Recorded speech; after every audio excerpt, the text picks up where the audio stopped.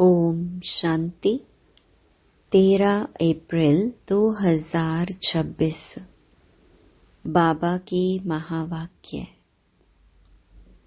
मीठे बच्चे, अभी तुम ऐसी दुनिया के मालिक बनते हो जहाँ कोई हद नहीं। योग बल से सारे विश्व की राजाई लेना, यह भी वंडर है। प्रश्न: ड्रामा के किस बंधन में बाप भी बंधा हुआ है? उत्तर: बाबा कहते, मुझे तुम बच्चों के सम्मुख आना ही है। मैं इस बंधन में बंधा हुआ हूँ। जब तक मैं न आऊं तब तक मूंझा हुआ सूत सुलझ नहीं सकता। बाकी मैं तुम्हारे पर कोई कृपा व आशीर्वाद करने नहीं आता हूँ। मैं कोई मरे हुए को जिंदा नहीं करता। मैं तो आता हूँ तुम्हें पतित से पावन बनाने। गीत: तुम्हें पाके हमने जहां पा लिया। ओम शांति। गीत के अक्षर सुन करके तुम बच्चों के रोमांच खड़े हो जाने चाहिए, क्योंकि सम्मुख बैठे हैं। सारी दुनिया में भल कितने भी विद्वान पंडित आचार्य हैं, कोई भी मनुष्य मात्र को यह पता नहीं कि बेहद का बाप हर 5000 वर्ष के बाद आते हैं। बच्चे ही जानते हैं। बच्चे कहते भी हैं, जैसा हूँ वैसा हूँ, तुम्हारा हूँ। बाप भी ऐसे कहते हैं, जैसे हो वैसे हो, मेरे बच्चे हो। तुम भी जानते हो वह सब आत्माओं का बाप है।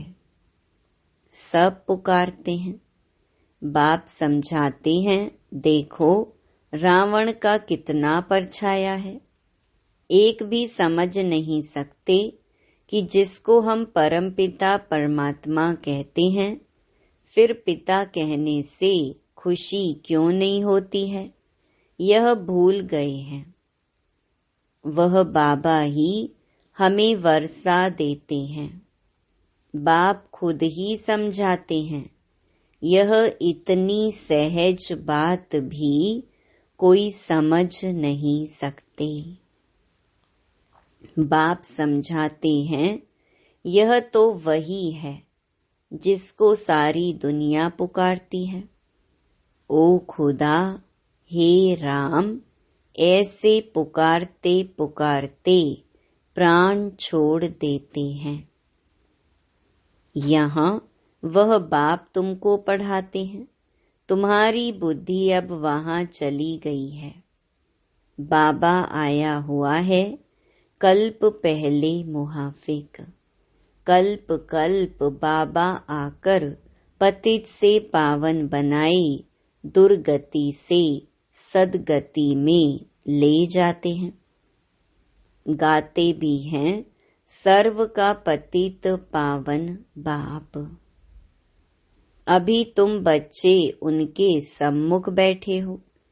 तुम हो मोस्ट बिलवेड स्वीट चिल्ड्रन।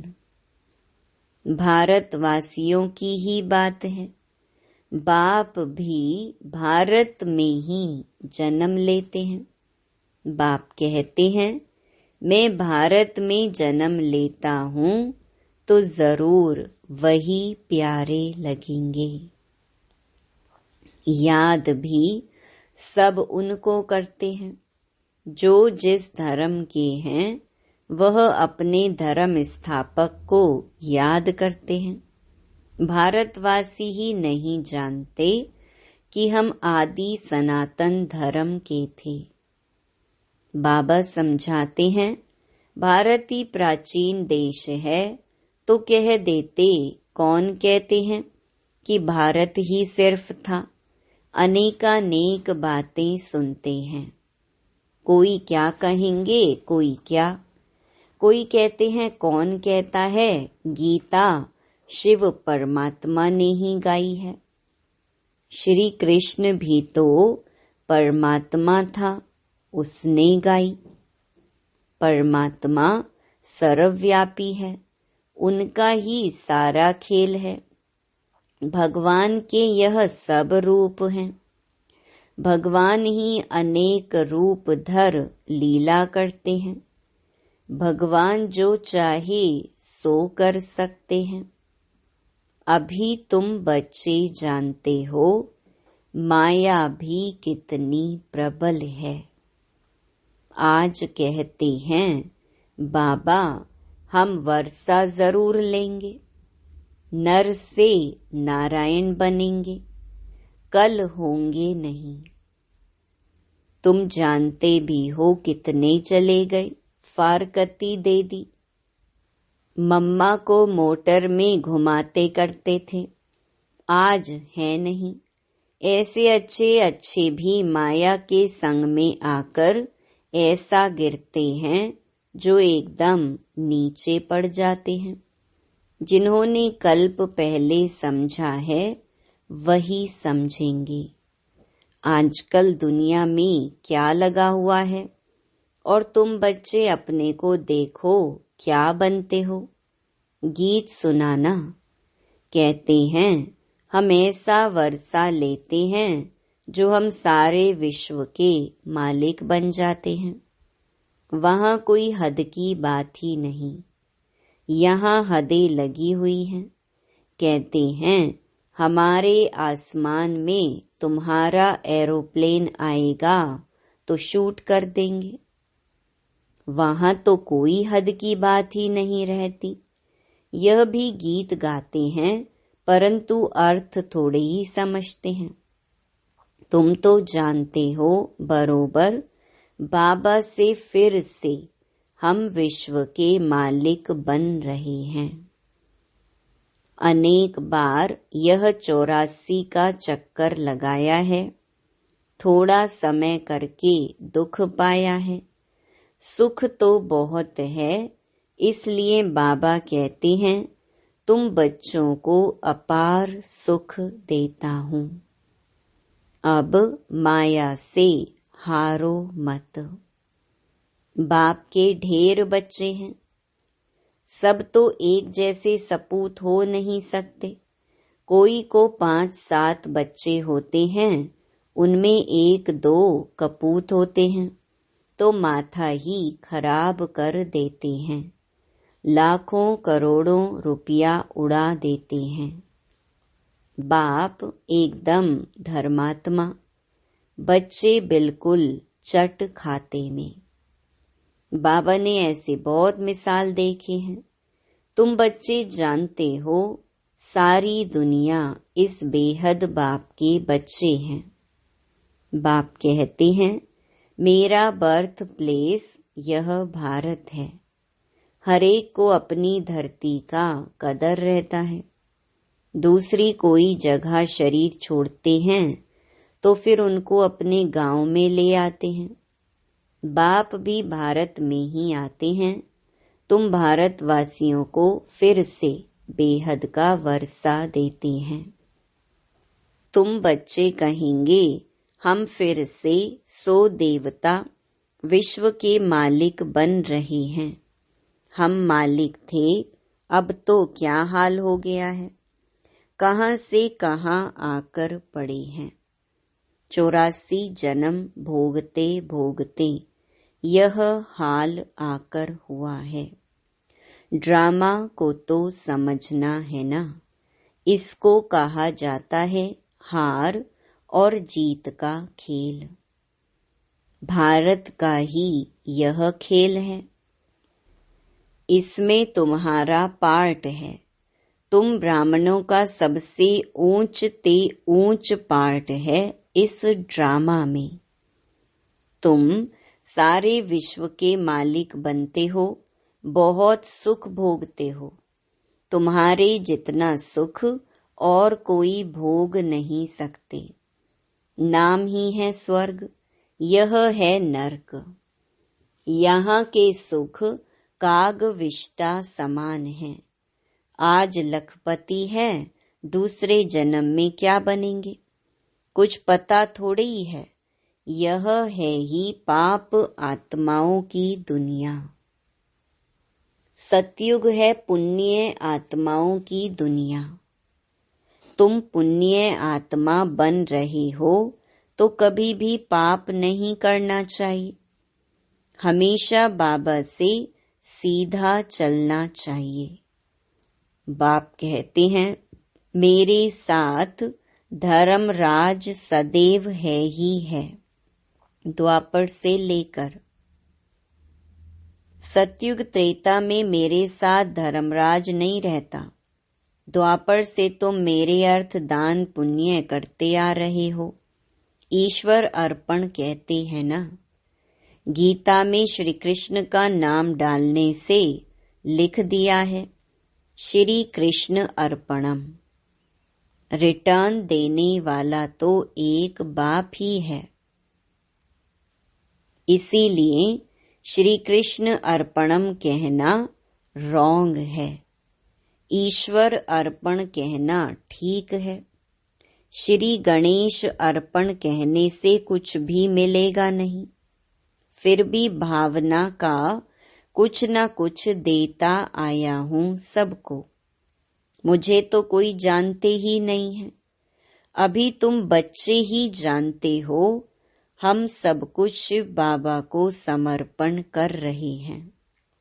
बाबा भी कहते हैं, हम आए हैं आपको 21 जन्म का वर्षा देने। अभी है ही उतरती कला। रावण राज्य में जो भी दान पुण्य आदि करते हैं, पाप आत्माओं को ही देते हैं। कला उतरती ही जाती है। करके कुछ मिलता भी है तो अल्प काल के लिए। अब तो तुमको 21 जन्म के लिए मिलता है। उनको कहते हैं राम राज्य। ऐसे नहीं कहेंगे, वहाँ ईश्वर का राज्य है। राज्य तो देवी देवताओं का है। बाप कहते हैं, मैं राज्य नहीं करता हूँ। तुम्हारा जो आदि सनातन देवी देवता धर्म था, जो अब प्रायलोप है, सो अभी फिर से स्थापन हो रहा है। बाप तो कल्याणकारी है ही। उनको कहा जाता है सच्चा बाबा। तुमको सच नॉलेज दे रहे हैं, अपनी और रचना के आदि मध्य अंत की। बाबा तुमको बेहद की हिस्ट्री ज्योग्राफी सुनाते हैं। कितनी जबरदस्त कमाई है। तुम चक्रवर्ती राजा बनते हो, उन्होंने फिर वह हिंसा का चक्कर दे दिया है। असूल यह है ज्ञान का चक्र। परंतु यह ज्ञान तो प्रायलोप हो जाता है। तुम्हारे यह मुख्य चित्र हैं। एक तरफ त्रिमूर्ति, दूसरे तरफ झाड़ और चक्र। बाबा ने समझाया है, शास्त्रों में तो कल्प की आयु लाखों वर्ष लिख दी है। सारा सूत ही मूंझा हुआ है। बाप के सिवाय कोई से सूत सुलझ नहीं सकता। बाप सम्मुख खुद आए हैं। कहते हैं, मुझे ड्रामा अनुसार आना ही पड़ता है। मैं इस ड्रामा में बंधा हुआ हूँ। यह हो नहीं सकता कि मैं आऊं ही नहीं। ऐसे भी नहीं कि आकर मरे हुए को जिंदा कर दूं या कोई को बीमारी से छुड़ा दूं। बहुत बच्चे कहते हैं, बाबा हमारे पर कृपा करो। लेकिन यहाँ कृपा आदि की बात नहीं है। तुमने मुझे इसीलिए थोड़े ही बुलाया है कि आशीर्वाद करो, हमें कोई घाटा ना पड़े। तुम बुलाते ही हो, हे पतित पावन आओ। दुख हरता सुख करता आओ। शरीर के दुख हरता तो डॉक्टर लोग भी होते हैं, मैं कोई इसीलिए आता हूँ क्या? तुम कहते हो नई दुनिया स्वर्ग के मालिक बनाओ व शांति दो। ऐसे नहीं कहते कि हमको बीमारी से आकर अच्छा करो। हमेशा के लिए शांति व मुक्ति तो मिल ना सके। पाठ तो बजाना ही है। जो पीछे आते हैं उनको शांति कितनी मिलती है? अभी तक आते रहते हैं, इतना समय तो शांति धाम में रहे ना। ड्रामा अनुसार जिनका पार्ट है वही आएंगे। पार्ट बदल नहीं सकता। बाबा समझाते हैं शांति धाम में तो बहुत बहुत आत्माएं रहती हैं जो पिछाड़ी में आती हैं। यह ड्रामा बना हुआ है। पिछाड़ी वालों को पिछाड़ी में ही आना है। यह झाड़ बना हुआ है। यह चित्र आदि जो बनाई हैं सब तुमको समझाना है। और भी चित्र निकलते रहेंगे। कल्प पहले मिसल ही निकलेंगे। 84 का विस्तार झाड़ में भी है, ड्रामा चक्कर में भी है। अब फिर सीढ़ी निकाली है। मनुष्य तो कुछ भी जानते नहीं, बिल्कुल ही जैसे बुद्धू हैं। अब तुम बच्चों की बुद्धि में हैं। परमपिता परमात्मा जो ज्ञान का सागर, शांति का सागर है, वह हमको इस तन द्वारा पढ़ा रहे हैं। बाप कहते हैं मैं आता ही उनमें हूँ जो पहले पहले विश्व का मालिक था।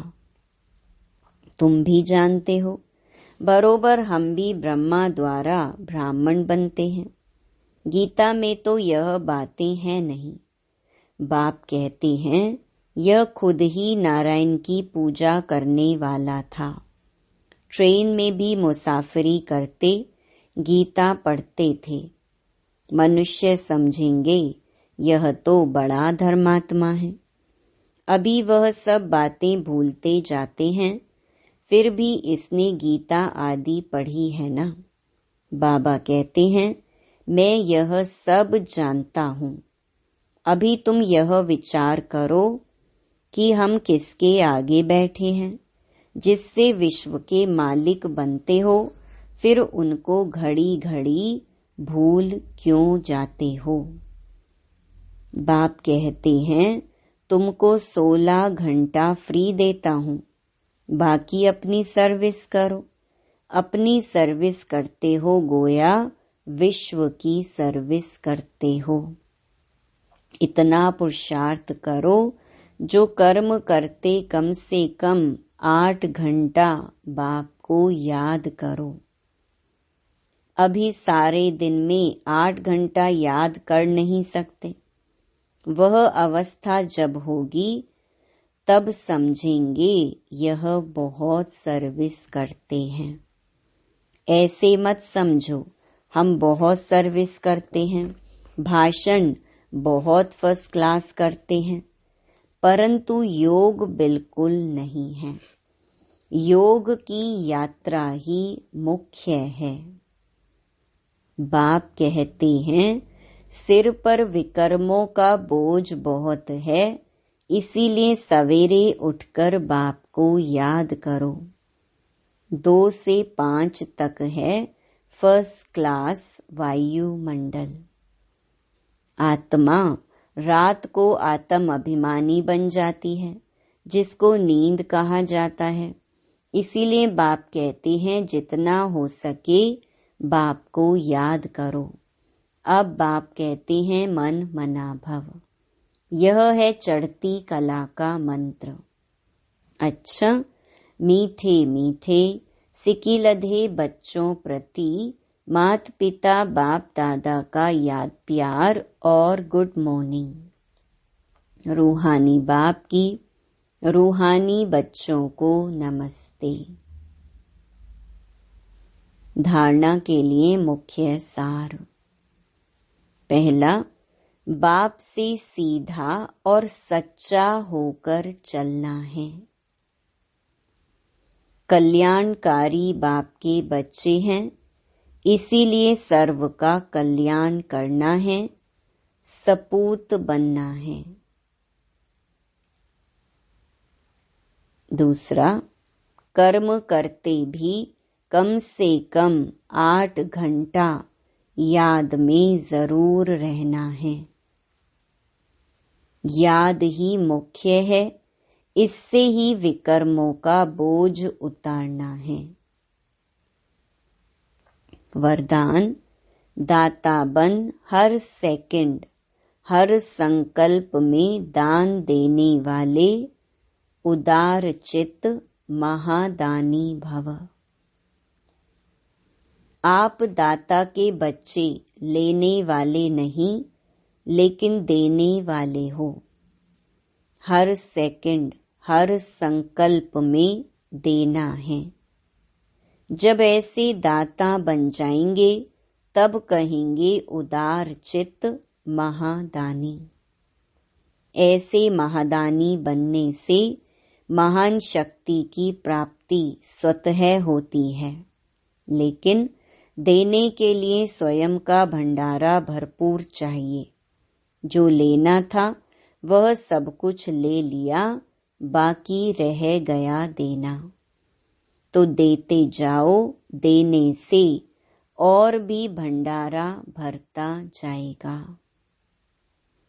स्लोगन, हर सब्जेक्ट में फुल मार्क्स जमा करनी है तो गंभीरता का गुण धारण करो। ये अव्यक्त इशारे महान बनने के लिए मधुरता और नम्रता का गुण धारण करो। नम्रचित आत्मा सहज ही सुखदाता बन सकती है, लेकिन अभिमान नम्रचित बनने नहीं देता। नम्रचित नहीं तो सेवा हो नहीं सकती। सेवाधारी की विशेषता सदा नम्र चित्त। स्वयं झुका हुआ होगा तब औरों को झुका सकेगा। जितना नम्र चित्त होंगे उतना निर्माण करेंगे। जहाँ निर्माणता होगी वहाँ रोब नहीं होगा, रूहानियत होगी। जैसे बाप कितना नम्रचित्त बनकर आते हैं, ऐसे फॉलो फादर। अच्छा, ओम शांति।